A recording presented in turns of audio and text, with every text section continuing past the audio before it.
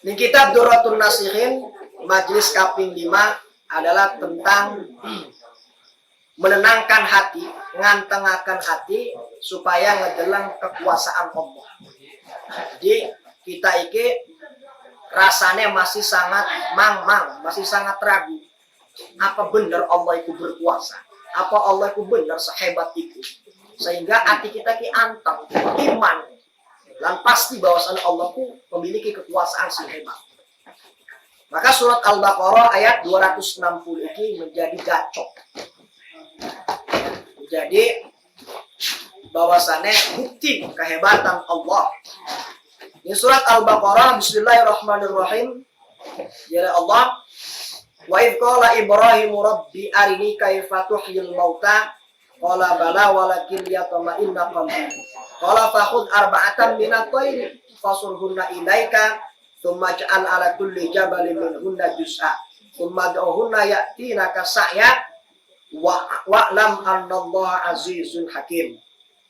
Jadi diucapkan bahwasannya Ibrahim itu tetakon ning Allah. Saking duduk orang percaya Nabi Ibrahim bahwasannya Allah itu sangat berkuasa. Orang Nabi Ibrahim percaya bahwasannya Nabi Ibrahim itu Allah itu yang anak berkuasa. Tetapi rupanya ada sifat keraguan. Keraguan dalam arti kata iki masih sangat penasaran. Apa betul Allah itu berkuasa? Nah, maka bertanya kepada Allah, ya Allah, wahai Tuhanku ya Allah, kaifa tuhyil mauta? Bagaimana Allah menghidupkan orang-orang yang sudah mati ya Allah? Padahal kalau orang sudah mati ya mati saja. Mati ya mati baik orangku. Tapi peranan Allah itu sampai berkuasa sehebat itu. Bisa muripakan wong mati. Berarti kalau misalkan Allah bisa muripakan wong mati, luar biasa. Itu kekuasaan Allah, kudratillah. Jawab jara Allah, awalam tu'min. Ibrahim, apa sih orang beriman tah? Bahwasannya kita iki memang bisa menguripakan yang menghidupkan wong-wong sing mati, bisa kita uripakan. Bahkan wong sing urip bisa tak pateni. Jadi Allah itu menghidupkan orang yang mati, ya, dan mematikan orang yang itu. Luar biasa, kekuasaan Allah itu sangat hebat. Nah, jadi pertanyaan Nabi Ibrahim ning Allah iki adalah saking penasaran premen si Allah, Tuhan iku bisa nguripakan wong mati. Kamu mau mati mesti mati. Tapi mau sampai akhirnya ada pertanyaan dari Allah, awalam tu'min. Apakah kamu tidak beriman Ibrahim? Sampai harus tetakon nih kita masalah tentang premen kita yang bisa nguripakan wong mati pun. Jawab dari Nabi Ibrahim, qala bala walakil yatma'inna qalbi. Udah mengkonon Tuhan, Allah udah mengkonon supaya hati kita ki tenang, ya, endah hati kita ki yakin konon. Jadi lah misalkan Allah sudah menunjukkan kekuasaannya di Nabi Ibrahim, maka anteng hatinya Nabi Ibrahim. Oh benar soalnya. Apa jadi Allah jawabnya? Qala fakhudh arba'atan minat tayr. Ibrahim, sira ambil papatang manuk, 4 manuk. Iki Syekh Utsman bin Hasan bin Ahmad Asy-Syakir Al-Khawbari di kitab Durratun Nasihin iki patang manuk iki jika jadi si jikil ngatakan iki burung merak. Merak bakone duduk, burung merak burung. Ana sing ngomong maning burung gagak ya atau manuk darat kono gitu. Jadi pokoknya mah ambil patang manuk be, 4 burung. Lalu fasurhunna ilaika. Apa kata Allah? Fasurhunna ilaika. Ambil patang manuk lalu dicincang habis. Dipotong, dimutilasi bagian-bagian. Endas potong. Sayap potong ya. Kaki potong sampai badannya dipisah. Mutilasi dia potong. Ketika dipotong, dipisahkan ya. Lalu tsumma ja'al ala kulli jabalin minhunna juz'a. Lalu Ibrahim potongan-potongan bagian-bagian daripada burung itu kamu pisahkan di antara bukit dan gunung. Misalkan ndase dokone ning gunung anu A ya, terus badannya dokone ning gunung liyane sikile dipisah-pisah lah mokonku mutilasi kan mokon atas dipotong-potong dibuangin dilek-lekakan lintol terus ning apa segala macam mokonku dipisah-pisah. Jadi dari 4 burung ini dimutilasi, dipotong-potong, dicincang lalu didokon ning gunung. Itu perintah Allah kepada Nabi Ibrahim saking pengen melihat kekuasaan dan kehebatan Allah. Summa da'uhunna, maka kari-karinya nuk sirah. Merenek. Tahu, merenek. Biidillah, kelawan izin Allah. Ya'tika sa'ya, maka teka manuk si papat tuh, si dipotong-potongku, si dimutilasiku, saya kelawan badak. Wa'lam annallahu azizun hakim, ternyata Allah itu maha segalanya, maha kuasa, hakim kang bijaksana. Jadi cerita ini adalah Nabi Ibrahim saking penasaran saking penasaran ning Allah untuk menunjukkan kekuasaan Allah dengan cara membuktikan bagaimana cara menghidupkan orang yang sudah mati menjadi hidup. Emang benar kekuasaan Allah itu. Saat itulah Nabi Ibrahim merasa yakin bahwasan Allah itu sangat berkuasa, bahwasan Allah itu luar biasa kehebatan.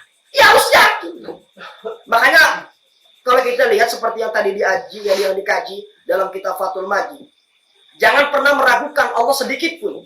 Artinya ketika kita meragukan Allah sedikit pun, maka nilai keimanan kita akan dipertanyakan. Konteks daripada nilai keimanan ini tentu kita harus bisa melihatnya. Jangan sampai keimanan kita menjadi tergadaikan gara-gara sesuatu sih sangat kecil. Jadi kalau kita pengen mengenal Allah, lalu kita pengen mengenal Allah, itu bukan berarti kita harus bertanya, Allah itu ngendi, Allah itu bentuknya premen, Allah itu premen sih? Nah, karena kita tidak dekat dengan Allah. Kalau kita sudah mendekati Allah, maka kita akan tahu Allah itu di mana. Maka sebagian Allah itu sangat dekat. Seperti urat nadi. Saking dekatnya dia tidak nampak. Saking sangat dekatnya itu Allah. Jadi kalau misalkan nilai keimanan kita digadaikan tanpa dengan adanya kekuasaan dan kehebatan Allah, maka sangat jelas salah. Iki cerita Nabi Ibrahim. Nabi Ibrahim pengen muruh kekuasaan hebat Allah itu menghidupkan orang yang sudah mati, ya begini. Terus dihancur segala macam, akhirnya diterapkan ke Allah, diceluk oleh Ibrahim. Tekal harus dicincang habisku, mesti mutilasiku. Saking hebat. Wow, sama kita juga, artinya kita ingin mengetahui seseorang yang mencintai kita itu bukan berarti dengan cara telepon ataupun VC. Tetapi dengan cara apa? Dengan cara kita mendekati dia. Kita pengen tahu perasaan dia seperti apa kepada kita harus mendekatinya. Baru kita tahu. Jadi konsep daripada unsur nilai hati yang ada dalam hati kita adalah bagaimana cara kita mendekati sesuatu itu. Kalau kita sudah mendekati, maka kita akan tahu bagaimana pendekatan dan rasa yang memang ada dalam dirinya sehingga masuk dalam hati kita. Artinya bahwa kalimat di sini ya Allah menunjukkan kehebatan dan kekuasaan Allah. Gampang baik. Saya kira misalkan ada pertanyaan. Kalau kita ada pertanyaan ya dari orang-orang kafir, orang kafir nanti salah kan? Wah, non muslim ya, non muslim. Kalau kafir madung YouTube ini nanti tangkap pula rumahnya. Jadi wong non muslim iki lamun tetap sira pun premen bisa nyembah Allah pun premen sih. Sementara sira pun orang jelas Tuhan. Ari kita menjelas kok patung kita, Tuhan kita. Lah sira wong Islam. Endi gampang jawab. Sebenarnya pertanyaan kalimat gimana Allah bagaimana itu perlu dijawab, tetapi dijawab pakai logika. Ya, dengan cara apa? Allah itu saking dekatnya dengan kita tidak nampak. Saking makanya anggap lagi kitab Durratun Nasib. Kitab Durratun Nasib. Kedalang Durratun Nasib. Kedalang ya? Kita gak kedalang tuh. Durratun Nasib.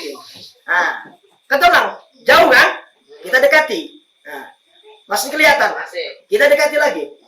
Masih kelihatan? Masih. Cuma agak remeng. Ya, kita dekati lagi. Yakin rambeng ya, yakin rembang. Kita dekati lagi sampai nempel ke mata, nggak kelihatan. Tulisan Durratun Nasib sama Allah itu. Ketika semakin dekat dengan kita, maka semakin tidak terlihat dan tidak nampak. Yang ada adalah nilai keyakinan yang kuat dan akidah kita menunjukkan bahwasanya Allah itu ada. Begitu. Maka inilah nilai kekuasaan dan kehebatan Allah ketika menunjukkan kekuasaan dan kehebatan Allah. Maka kita sebagai orang yang beriman itu bukan pakai logika, tetapi pakai hati. Ya, pakai hati kita, keimanan yang ada dalam diri kita itu menunjukkan bahwasanya Allah itu ada. Jadi aja elok kita ngomong, jelas. Tuhan yang Islam jelas. Iya karena orang jelasnya sirana iman. Lalu sirana iman itu jelas Allah itu ada. Allah itu bisa menunjukkan kekuasaan. Nah, ini salah satu daripada contoh saat ikut Nabi Ibrahim ya tetakon ning Allah, ya Allah pengen sih coba tunjukkan si Allah. Tuhan itu kehebatan itu apa sih Allah? Kudrat Allah seperti apa sih Allah? Ya pun nyeluk manuk akhirnya dicincang-cincang Nabi Ibrahim, dipisah-pisah, dimutilasi, diceluk merenek, manuk, teka merenek. Nah, teka kumpul bagus mani. Itu hebat. Apa mani? Cuma wong mati duripakan kalau Allah tuh gampang setingkat Allah. Lagi Nabi Isa ketika kemujizatan bisa menghidupkan orang yang sudah mati, itu kudratillah karena kekuasaan Allah. Setingkat Nabi Isa, ya, bentuknya kayak kita wong. Walaupun beda kan Nabi Isa merada ganteng, hari kita mayas mau kan kawan itu sajian kan. Nah artinya bahwa asal manusia ya yang dikatakan Rasulnya Allah, Nabinya Allah diberikan mukjizat untuk menghidupkan orang yang sudah mati. Apalagi orang yang menciptakan manusia lebih hebat ketimbang Isa. Makanya wong kafir itu sing ora gelem iman ning Allah itu salah. Itulah kehebatan daripada Allah, kekuasaan daripada Allah. Kok kita asalnya sing apa kita coba kita? Ya, sing apa asalnya? Sing asalnya sing saking nutfah. Nutfah itu sperma, air mani, ya, sperma ataupun air mani. Jadi kalau dalam bahasa Cina, sperma itu artinya peju. Ya, peju. Lalu diciptakan oleh Allah 40 hari kemudian menjadi segumpal darah. Dari segumpal darah 40 hari kemudian menjadi segumpal daging. Segumpal daging dimasukkan tulang belulang dibentuk sedemikian rupa. Cumurnya dengan di ya, kupingnya dengan di tangan sebelah di dadi, dibuat bentuk manusia. Ditiupkan oleh Allah roh urip. Mati asalnya mani. Lamun nempel sarung terpek di lubung semut sah. Ya, aduh. Rasanya enak kan? Ya putih yang meledre ya ngebusak. Us garing dia udah dikerik karo anu kayak lilin. Ini sarung. Sing kono asale. Kita kira asale mati Allah hidupkan dengan cara masuk ke rahim perempuan lalu dibentuk oleh Allah, diciptakan Allah, dimasukkan oleh Allah melalui ruh dengan ruhnya jadilah urip lahir di dunia. Allahu Akbar, sing asale mati jadi urip. Kecil bayi kecil, remaja, dewasa, tua, mati Allah ambil nyawanya, Allah cabut. Maka apa yang harus kita banggakan di dunia ini, wahai saudara? Jabatan kan hilang kalau sudah mati, harta hilang juga. Yang ada adalah nanti akan ditanyakan oleh Allah, itu keimanan. Makanya Masya Allah kita wong ini, gumet dele telung murid. Anak wong sugi, lah kasih sugi nih kayak kecuali kita. Sugi pada dua apa ya? Dua kebodohan siji, kebodohan picak bisa. Aduh, itu melakukan lubuk baik, sampai lubuk sing dua nek. Nah itu kan, sing dua jabatan, sombong itu murid. Padahal cuma jabatan manajer.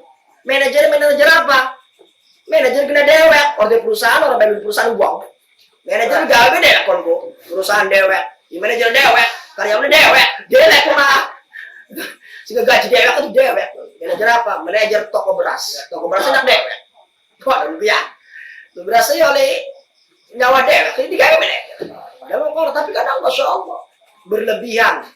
Takabur kita adalah sangat berlebihan. Makanya keimanan sih perlu diembrok lawan kita.